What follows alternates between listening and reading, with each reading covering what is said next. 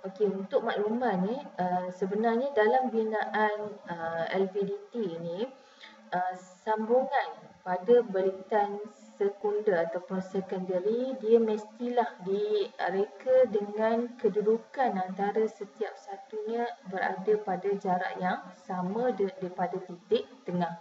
Okay, kemudian dari segi bilangan, number of turn ataupun bilangan beritan yang direka pada bahagian secondary. Pada bahagian secondary yang pertama mestilah sama dengan bahagian secondary yang kedua. Okay.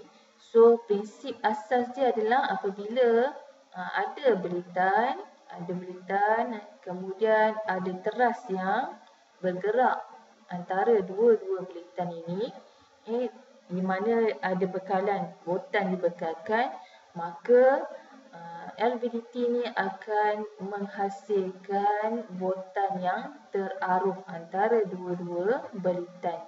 So, botan itu dinamakan botan yang mana kita lebih kenali dia sebagai elektromagnetik. So, electromagnetic force yang mana dia terhasil antara kedua-dua beritan, beritan primary dan juga beritan secondary. Okay, seterusnya kita tengok macam mana botan keluaran ni ditentukan. Dia ditentukan berdasarkan kepada kedudukan teras. Yang mana kedudukan teras ni akan menunjukkan anjakan. Jadi anjakan yang terhasil dia akan mengubah nilai botan keluaran. So kita tengok kalau teras berada di atas. So nilai botan pada beritan sekunder yang pertama akan jadi maksimum.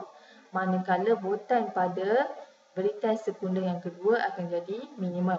Jadi botan keluaran akan jadi maksimum positif. Manakala kalau berada di bawah, teras berada di bawah, waktu itu beritan sekunder yang pertama akan menghasilkan botan yang minimum. Manakala botan beritan sekunder yang kedua akan menghasilkan botan yang maksimum. Jadi, botan keluaran yang terhasil akan menghasilkan nilai maksimum tetapi negatif. Jadi, macam mana nak dapat botan keluaran? Botan keluaran adalah perbezaan antara botan beritan sekunder yang pertama ditolak dengan botan sekunder yang kedua.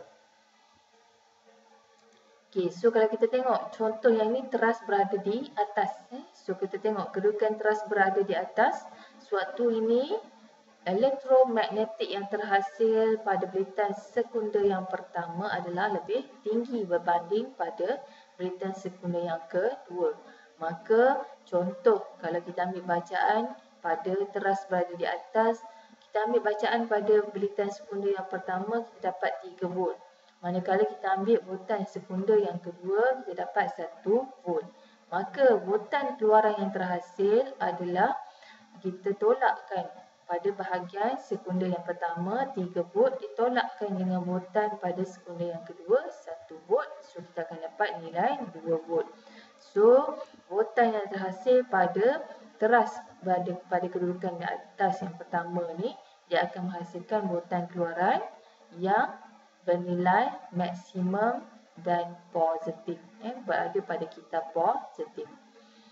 Okey, so kita tengok pula kalau kedudukan teras berada di tengah-tengah. Jadi disebabkan nilai number of turn beritan secondary ataupun beritan sekunder pertama dengan beritan sekunder yang kedua tadi, nilai beritannya adalah sama. Jadi contoh beritan yang pertama ni adalah 100. Beritan secondary yang kedua adalah 100.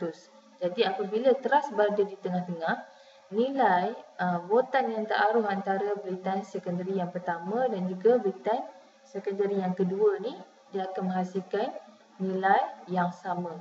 Jadi perbezaan, contohnya kalau kat sini kita ambil 1.5 volt beritan yang pertama, beritan yang kedua 1.5 volt juga. Jadi bila kita tolakkan antara botan pada bahagian beritan secondary yang pertama, sekunder yang pertama ditolak dengan bahagian secondary yang kedua, maka botan yang terhasil adalah kosong. Waktu ni maksudnya dia ada